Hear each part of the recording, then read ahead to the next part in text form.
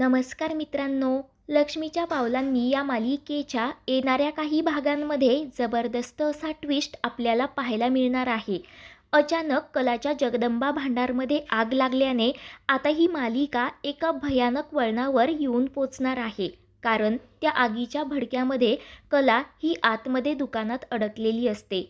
आता त्या आगीच्या भडक्यातून कलाचा जीव कसा वाचणार, त्यासाठी व्हिडिओ शेवटपर्यंत नक्की पहा. तर मित्रांनो, आत्तापर्यंत आपण पाहिलं होतं की संगीता आणि दिनकरच्या कर्जाची परतफेड करण्यासाठी स्वाभिमानी कला ही चांदेकरांची मदत घेण्यासाठी स्पष्टपणे नकार देते. कारण कलाला तिच्या स्वतःच्या कष्टाच्या पैशांनी सर्व कर्जाची परतफेड करायची असते. त्यानंतर एक दिवस जगदंबा भांडारमध्ये काम करत असताना एक व्यक्ती तिथे येतो आणि तुमचे दुकान विक्रीसाठी आहे का, तुम्ही मागाल तेवढी रक्कम देण्यासाठी मी तयार असल्याचं तो कला व दिनकरला सांगू लागतो. तेव्हा ते ऐकून कला तर खूपच भडकते आणि त्या व्यक्तीला स्पष्टपणे सांगते की आम्हाला हे दुकान अजिबात विकायचं नाही आहे, तुम्ही लगेच इथून चालते व्हा. तेव्हा तो व्यक्ती म्हणत असतो की मी तुम्हाला 30 लाख रुपये द्यायला तयार आहे, शॉपची दुप्पट तिप्पट किंमत, पुन्हा एकदा विचार करा. परंतु काही ऐकून न घेता कला लगेच त्या व्यक्तीला तेथून हकलवून लावते. तर दुसरीकडे नैना ही राहुल व अद्वैतसाठी टिफिन घेऊन चांदेकर ज्वेलर्समध्ये आलेली असते व संधीचा फायदा घेत ती अद्वैतच्या केबिनमध्ये जाते व अद्वैत नकार देत असतानासुद्धा नैना त्याला जेवण वाढू लागते. ती गोड गोड बोलत असते, परंतु अद्वैतला मात्र कलाची खूप आठवण येत असते. तेव्हा अद्वैत हा नैनाला स्पष्टपणे सांगतो की इथून पुढे माझा टिफिन घेऊन फक्त आणि फक्त कलाला इथे पाठवत जा, तू येण्याची काही एक गरज नाही आहे. तेव्हा ते ऐकून नैना म्हणते, अद्वैत, अरे मी आले तर काय प्रॉब्लेम आहे, आणि तसंही कला शॉपवर गेली आहे ना, म्हणून आज मी तुझ्यासाठी टिफिन घेऊन आले. तेव्हा नैना नाटक करत म्हणू लागते, अद्वैत, तुझे माझ्यावर खूप उपकार आहेत, तुझ्यामुळेच राहुल माझ्याशी लग्न करायला तयार झाला, नाहीतर माझं आणि माझ्या बाळाचं काय झालं असतं याचा विचारसुद्धा मी नाही करू शकत. त्याच वेळेला आता राहुल तिथे येतो आणि खिडकीतून तो अद्वैत व नैनाला एकमेकांशी गप्पा मारताना पाहतो. तेव्हा राहुल विचार करत असतो की नैना अद्वैतच्या केबिनमध्ये काय करत आहे. त्याच वेळेला अद्वैतला एक इम्पॉर्टंट कॉल येतो. तेव्हा अद्वैत लगेच नैनाला तेथून बाहेर काढून देतो. तर इकडे जो व्यक्ती कलाला दुकान विक्रीसाठी विचारत असतो तो अद्वैतनेच पाठवलेला व्यक्ती असतो. तेव्हा अद्वैत विचारतो, काय झालं, कला दुकान विक्रीसाठी तयार झाली का. तेव्हा तो व्यक्ती अद्वैतला सांगतो की नाही सर, माझं काही ऐकून न घेता त्या मॅडमने तर मला हकलवून लावलं. तेव्हा अद्वैत म्हणतो, काहीही करून कलाला तयार करा, बाकी मला काही माहिती नाही, व लगेच रागानेच तो फोन ठेवतो. तर इकडे कलाचा तर खूप संताप होत असतो. ती म्हणते, असं कसं कोणीही येतं आणि दुकान विक्रीबद्दल डायरेक्ट विचारतं. परंतु दिनकर मात्र त्या व्यक्तीच्या बोलण्याचा विचार करत असतो. कारण कर्जाची परतफेड करण्यासाठी दिनकरला पैशांची खूप गरज असते. तर दुसरीकडे राहुल मुद्दामच नैनाला ऑफिसमध्ये एकटीला सोडून घरी निघून जातो. त्यामुळे नैना ही रडकुंडीला आलेली असते. तर आता नाईलाजाने अद्वैत हा नैनाला त्याच्या कारमध्ये घरी घेऊन जाण्यासाठी निघतो. तर दुसरीकडे कला ही दिनकरला विचारू लागते, बाबा तुम्ही कसला विचार करताय. तेव्हा दिनकर म्हणू लागतो की मी हरलो ग कला, मी तुमचे कुठलेही स्वप्न पूर्ण नाही करू शकलो. आत्तापर्यंत तू आमच्यासाठी खूप काही केलंस, दिवसरात्र मेहनत केलीस, परंतु आता मला तुला अजिबात त्रास द्यायचा नाही आहे. मला माहिती आहे ग, हे दुकान म्हणजे माझा आणि तुझा जीव आहे, परंतु हे दुकान आणि माझी मुलगी यामध्ये जर मला कोणीतरी एकाची निवड करायची असेल ना, तर ती माझी मुलगी आहे.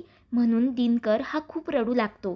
तेव्हा ते पाहून कला धक्क्यानेच विचारते, बाबा तुम्ही हे दुकान विकण्याचा विचार तरी कसा करू शकता. याचा अर्थ तुम्हाला माझ्यावर, माझ्या कलेवर विश्वास नाही आहे का. मी कष्ट करून तुमचे कर्ज फेडू शकत नाही आहे का. तुम्ही अशी हार मानू शकत नाही. म्हणून कला ही दिनकरला समजावू लागते. त्यानंतर इकडे गाडीतून घरी येत असताना नैनाला अद्वैतने तिला प्रपोज केल्याचे क्षण आठवत असतात. तेव्हा ती एकटीच हसू लागते. ते पाहून अद्वैत विचारतो, काय झालं नैना. तेव्हा नैना म्हणते की काही नाही.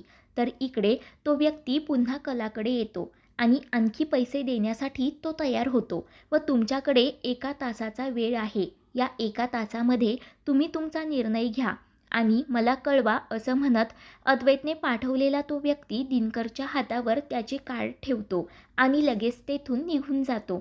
तर इकडे बाहेर नैना आणि अद्वैतला सोबत पाहून बाहेरची लोक चर्चा करू लागतात की अद्वैतचं लग्न तर कलासोबत झालंय ना, मग तो नैनासोबत इथे काय करतोय. तेव्हा ते ऐकून अद्वैतला तर खूप राग येत असतो. त्यानंतर इकडे दिनकर घरी येतो आणि तो संगीताला घडलेला सर्व काही प्रसंग सांगतो की एक व्यक्ती आपल्या शॉपवर आला होता. आपल्या दुकानाचे तो लाखोने पैसे देण्यासाठी तयार आहे, परंतु कलाने मात्र साफ नकार दिला.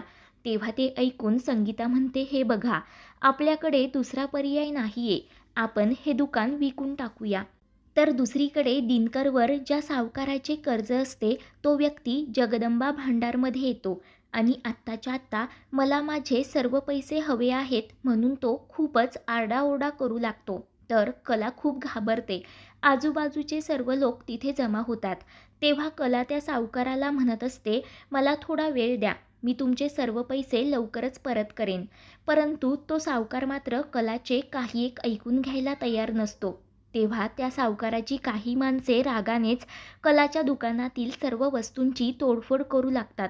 ते पाहून कलाच्या तर पायाखालची जमीनच हादरते. कलाही त्यांना अडवण्याचा थांबवण्याचा खूप प्रयत्न करत असते, परंतु मित्रांनो कोणीही ऐकायला तयार नसतं. तोडफोड चालूच असते. तेव्हा कला म्हणते की थांबा, नाहीतर मी लगेच पोलिसांना कंप्लेंट करेन. तेव्हा आता तो सर्व काही तमाशा पाहून अद्वैतने पाठवलेला व्यक्ती खूपच घाबरतो. तो लगेच अद्वैतला फोन करतो आणि तिथे घडणाऱ्या सर्व काही प्रसंगाबद्दल तो अद्वैतला सांगू लागतो. तेव्हा ते ऐकून अद्वैतला देखील मोठा धक्काच बसतो. तेव्हा तो लगेच गाडी काढतो व जगदंबा भांडारमध्ये कलाची मदत करण्यासाठी अद्वैत हा लगेच तेथून जाण्यासाठी निघतो. तर इकडे कलाही रडतच हात जोडून म्हणत असते की हे सगळं थांबवा. ती खूप विनंती करू लागते. कलाच्या दुकानात खूप सारी तोडफोड झाल्यामुळे नुकसान झालेले असते. त्याच वेळेला दिनकर व संगीता तिथे येतात. तेव्हा दुकानात झालेली तोडफोड पाहून दिनकर हा धक्क्यानेच खाली बसतो. कला ही पोलिसांची धमकी देत असते. तेव्हा रागानेच त्यातील एक गुंड लायटरने कला व दिनकरची जी पेंटिंग असते त्याला आग लावून तेथून पळून जातो. तर इकडे हळूहळू कलाच्या सर्व दुकानाला आग लागते. ते पाहून दिनकर तर बाहेर बेशुद्ध होऊन खाली कोसळतो. तर संगीता खूप रडत असते, ती घाबरते. तेव्हा कला ही त्या आगीमध्ये दुकानात आतमध्येच अडकलेली असते. ते पाहून संगीता ही मोठमोठ्याने आक्रोश करू लागते की माझ्या कलाला कोणीतरी वाचवा. तर इकडे खूप ट्रॅफिक असल्यामुळे अद्वैतला जगदंबा भांडारपर्यंत पोचायला वेळ लागत असतो. तो खूप टेन्शनमध्ये असतो. त्यानंतर काही वेळाने अद्वैत हा दुकानावर पोचतो. तर इकडे दुकानाला लागलेली आग पाहून कलाला सर्व भूतकाळ आठवत असतो. तीसुद्धा धक्क्यानेच तिथेच खाली बसते. तिला काहीही कळत नसतं. तर इकडे अद्वैत हा घाबरतच विचारतो की कला कुठे आहे. तेव्हा संगीता खुणावत सांगत असते की कला ही आतमध्ये आगीत अडकलेली आहे. कारण आता संगीताच्या तोंडूनसुद्धा शब्द फुटत नसतात. ते पाहून अद्वैत हा खूपच घाबरतो. तर इकडे कला ही आग विझवण्याचा प्रयत्न करत असते. तर दुसरीकडे अद्वैत हा संगीता आणि दिनकरला सावरत म्हणतो की तुम्ही शांत व्हा, नका काळजी करू, मी माझ्या कलाला काही एक होऊ देणार नाही. म्हणून आता अद्वैत हा स्वतःच्या जीवाची पर्वा न करता कलाचा जीव वाचवण्यासाठी त्या आगीमध्ये उडी मारतो. तर आता मित्रांनो, दुकानात लागलेल्या आगीच्या भडक्यातून अद्वैत हा कलाचा जीव कसा वाचवणार ते पाहणं खूपच रोमांचक ठरेल. आजचा ट्विस्ट तुम्हाला कसा वाटला कमेंट्स करून नक्कीच कळवा आणि अशाच मालिकेंचे पुढील भाग पाहण्यासाठी आपल्या चॅनलला सबस्क्राईब करा. धन्यवाद.